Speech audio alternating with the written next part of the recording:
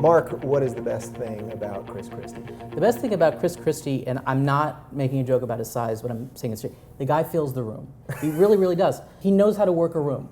And we call it in politics retail politics, but it's an incredibly important skill in early states like Iowa, New Hampshire, still is, really endears you to voters. He talks like a regular person too. You have a conversation with Chris Christie, you're not talking with a politician, you're not talking with someone who's stentorian and goes on, and this guy knows how to talk to people. Yeah, and he always knows reporters, he knows everybody's name, he's always pointing at them, he'll argue with them right then. You know, and look, he's losing weight, so even if you want to make the joke, he's filling the room a lot less. Yeah. I mean, you know, so, but no, he really just, his presence when he is talking with Republicans, they like him in person. He really, as a campaigner, he has a magnetic charm about him. Is that also partly a Jersey thing? Like, he's a big guy from Jersey. It has like a little bit of Tony Soprano. He doesn't care who he's arguing with. Like a little. I think there's some of that. I mean, it's just, you know, it just is who he is. I think in an era when people want their politicians to talk more like regular people and kind of sick of Washington speak,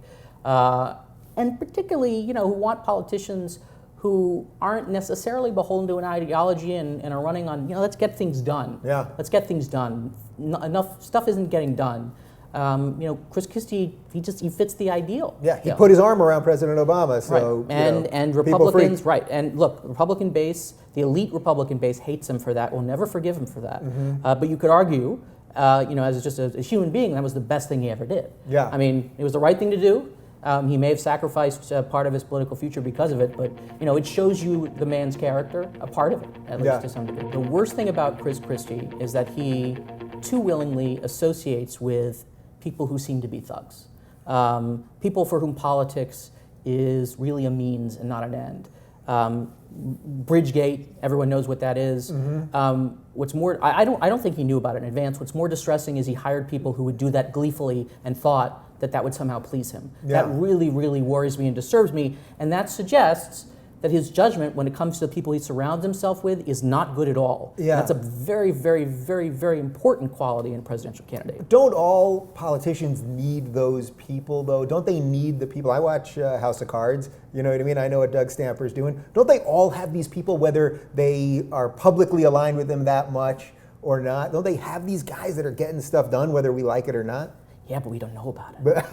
So his mistake is that we know, and that's what I'm talking about. It's a mistake that he doesn't seem to care. He doesn't care. That's the mistake. The mistake is not that, of course, everyone associates with people that, you know, may or may not be completely kosher for, you know, for not just for Passover, but for you know, for every holiday that people who share our religion, you know, would celebrate. But but he had an arrogance about him through a lot of this scandal, and the arrogance kind of comes through generally. But is the arrogance maybe what won the scandal for him? Because even though I know there's still stuff going on right now, but in a way he was so adamantly, I did not know from beat one, and then sort of browbeat a lot of the reporters to the point that this is going to be behind him. That seems pretty obvious to me. Yeah, I don't know. I mean, I think there's more there, and I think look, again, because of the fact that Republican elites hate him for the most part, they're going to be the ones digging this out. It's not going to be Democrats who are digging out stuff against him, but.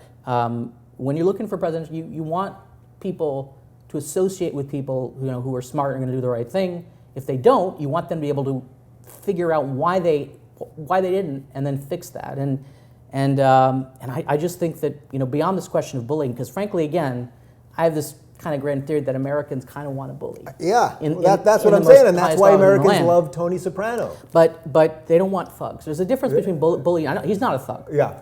The people that he surrounded with seem to be, allegedly, some of them, thugs. That's a really, really, really negative trait to associate with the presidential candidate.